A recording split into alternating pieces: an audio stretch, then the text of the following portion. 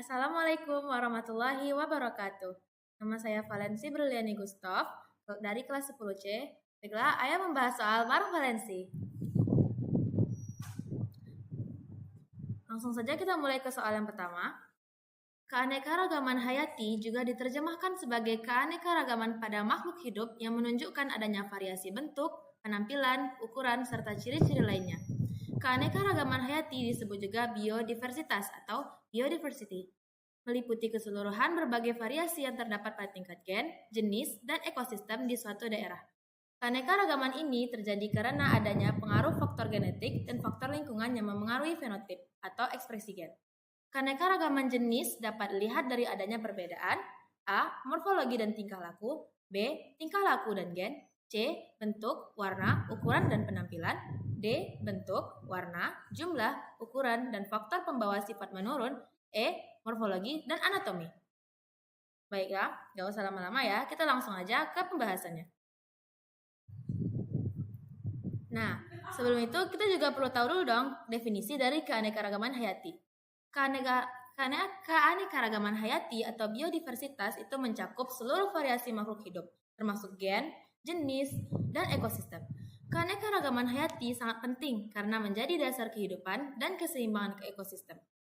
Nah, untuk keanekaragaman gen, itu merujuk pada variasi genetik dalam spesies yang sama.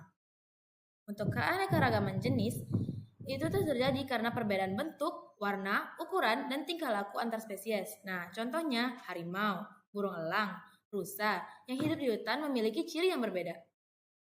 Selanjutnya, keanekaragaman ekosistem. Keanekaragaman ekosistem itu mencakup variasi antar lingkungan seperti hutan tropis, padang rumput, dan ekosistem perairan. Jadi, jawaban yang paling tepat dari soal pertama tadi adalah C.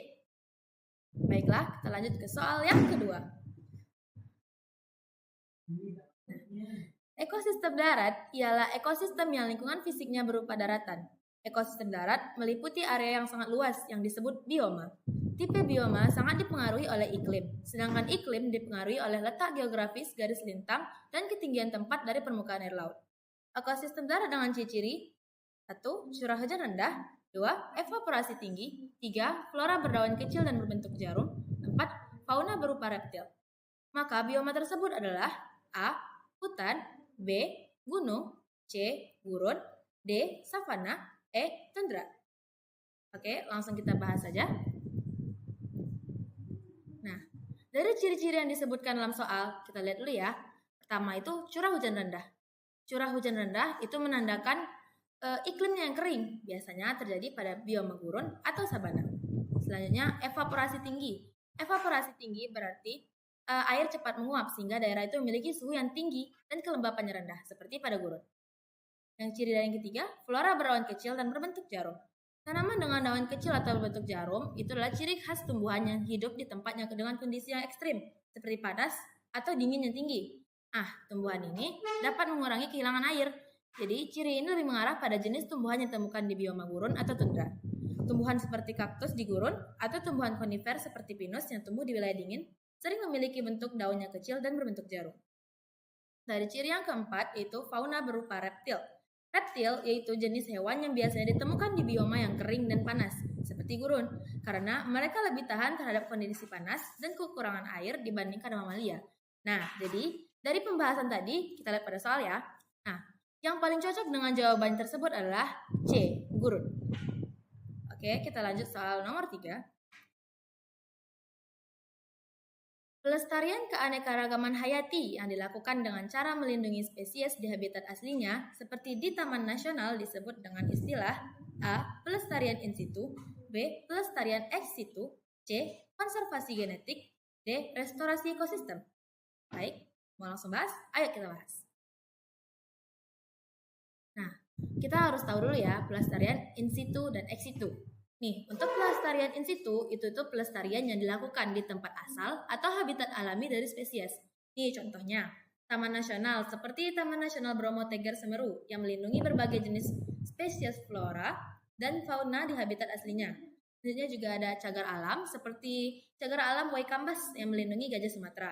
Ada juga Suaka Marga Satwa yang menyediakan perlindungan bagi spesies yang terancam punah. Nah, untuk pelestarian ex situ, Pelestarian ex situ itu dilakukan dengan cara memindahkan spesies dari habitat alaminya dan melindunginya di luar habitat tersebut. Nah, contohnya seperti di kebun binatang. Seperti ini, kebun binatang Ragunan yang merawat dan melindungi spesies langka. Atau juga di pusat penangkaran seperti penangkaran orangutan di Kalimantan dan Sumatera. Jadi, dari pertanyaan tersebut yang paling cocok adalah A. Pelestarian in situ. Kita lanjut kepada soal nomor 4. Keanekaragaman hayati tingkat gen dapat dilihat pada contoh berikut, kecuali A. Beragam jenis ayam kampung dengan warna bulu berbeda. B. Berbagai macam mangga seperti mangga arum manis, mangga golek, dan mangga mana lagi. C. Perbedaan bentuk paruh burung di habitat yang berbeda. D. Variasi warna bunga mawar dalam satu spesies. Nah, ayo kita bahas. Nih, berdasarkan dari pilihan tadi kan kita bisa lihat dan memilahnya. Keanekaragaman hayati tingkat gen adalah variasi dalam satu spesies akibat perbedaan genetik. Jadi, pilihan A, B, dan D menunjukkan variasi genetik dalam satu spesies, seperti variasi ayam kampung, jenis mangga, atau warna bunga mawar. Sedangkan pilihan C menunjukkan keanekaragaman hayati tingkat ekosistem atau adaptasi karena perbedaan habitat, bukan perbedaan genetik dalam spesies yang sama. Jadi, bisa kita lihat kan jawabannya. Selanjutnya, soal nomor 5. Indonesia memiliki tingkat keanekaragaman hayati yang tinggi karena A. Berada di wilayah tropis dengan curah hujan tinggi. B. Terletak di zona subtropis yang memiliki 4 musim. C. Memiliki iklim ekstrim yang berubah-ubah sepanjang tahun. D. Dominasi spesies tertentu di sebagian besar wilayah. Oke, langsung kita bahas.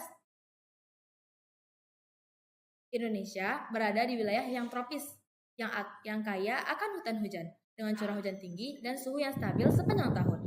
Kondisi ini sangat mendukung kehidupan berbagai spesies flora dan fauna. Pilihan B dan C tidak menggambarkan iklim Indonesia, sedangkan pilihan D justru menunjukkan rendahnya keanekaragaman hayati. Jadi, dari soal tersebut bisa kita lihat jawabannya. Jawabannya adalah A. Berada di wilayah tropis dengan curah hujan yang tinggi. Baiklah, sekianlah pembahasan dari saya. Saya Valensi Brilani Gustaf mengucapkan terima kasih yang sudah mendengarkan. Wabillahi taufiq wal hidayah. Assalamualaikum warahmatullahi wabarakatuh.